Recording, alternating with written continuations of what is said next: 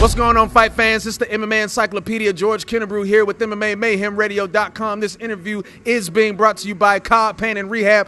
And there's really no introduction for this man right here. I mean, you know, this man is set a record, ladies and gentlemen. 9 times this guy has been a guest on MMA Mayhem Radio.com. So I'm just going to say this is Dave Oblas, man. I mean, you know, this guy can introduce himself. He could take this microphone from me and just do this entire interview. But, you know, this time I'm going to have to do it because, you know, this is MMA Mayhem Radio. But still, we love this guy. This is Dave Oblas, man. Another successful night of fights here at Wild Bill's Fight Night NFC. Give me your thoughts on the night, man. I thought it was a good night of fights. I thought the Travis Knight versus Manuel Correa fight was a fight of the night. I tell everyone I hate violence. I absolutely hate violence. I don't know why I promote fights. And that fight, I almost felt bad for Travis Knight. I mean, he got beat up. He hung in there. He's calling the guy for more. That's a fight I remember on the card. Andy Wynn getting her first win in a while here at Wild Bills is good to see. You know, there's some good fights tonight. Talk about Solo Staley. You know, he came first fight here in Atlanta, came out and got a spectacular submission win. We're used to seeing him throwing that big bomb of a right hand, but he showed a different side tonight. Just tell me your overall impression of Solo. Yeah, I'll call him Mr. Staley because I can't pronounce his first name. So Mr. Solo, I was impressed with him. His first time here at Wild Bills. I saw him at Fight Lab in North Carolina knock out Joey Carroll in the first round. I was interested in seeing how him and Luke would go, and I thought Luke had him a couple of times in the first round. I thought he was going to submit him.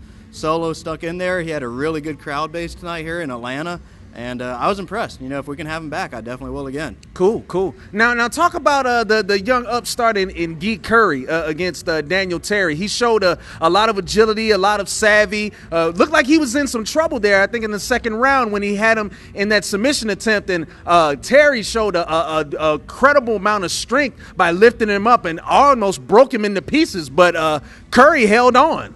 Yeah, I mean, I think when he had him on his back and he slammed him, that was the biggest reaction from the crowd we got. Like, everyone thought he was going to break his back or his ribs or whatever. Right. You know, I was impressed with that fight. That fight was a little bit boring, I'll be honest. You know, I thought it was a little bit boring. You didn't think different? Well, you know, I just like competition. You're lying because you're on camera. Huh? You're no, lying. I'm not lying. I like competition, man. I mean, competing for the argument, and I'm winning. That fight was a little bit boring. No, Dave, not tonight. Not tonight. Not tonight. Yes, I win. I win. Next question. Yeah, Next question. I thought Guy could have got rid of him in the first round if he wanted to. For some reason, I thought Guy didn't submit him, knock him out, and it could have ended earlier if he wanted to.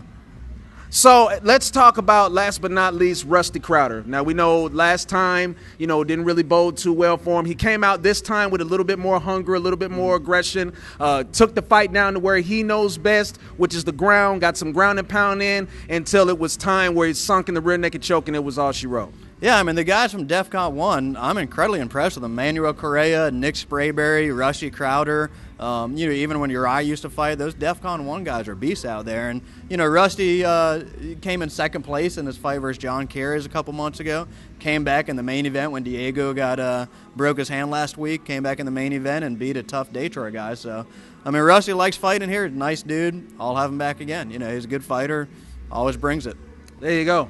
All right, ladies and gentlemen, this has been Atlanta's and North Atlanta's favorite bachelor, Dave Oblas. Ladies, if you do want to go on a date with this nice young fella here, just look him up on Facebook. It's Dave TMT Oblas, is that right? The money team? TMT, the no money team. Oh, the no money team. The no money team, but it's TMT. Right. Well, you know, just he'll go to the nearest ATM machine and he'll get a little money out, and y'all go to Red Lobster or somewhere and, you know, have a nice lobster or something like that. No, I'm just kidding, man. I love this guy. No, this is Dave Oblas, man, and this is MMA Mayhem Radio. Check us out on Twitter. Go ahead. One more thing. This fight, June 28th, is also exactly 12 years from the night I did my first fight ever. June 28th. It was June 28th, 2002 at the Roxy in Buckhead. So this was the 12th year anniversary of me promoting fights. So that was pretty cool. Making history, man. Making history, doing big things, and I'm pretty sure, you know, after this interview, you're finna go get in a little something. But we'll keep that. We'll keep that under wraps. We'll keep that under wraps. But yeah, this is MMA Mayhem Radio.com, man. Check us out on Twitter. And this interview has also been brought to you by Unique Kennels. And we're out of here.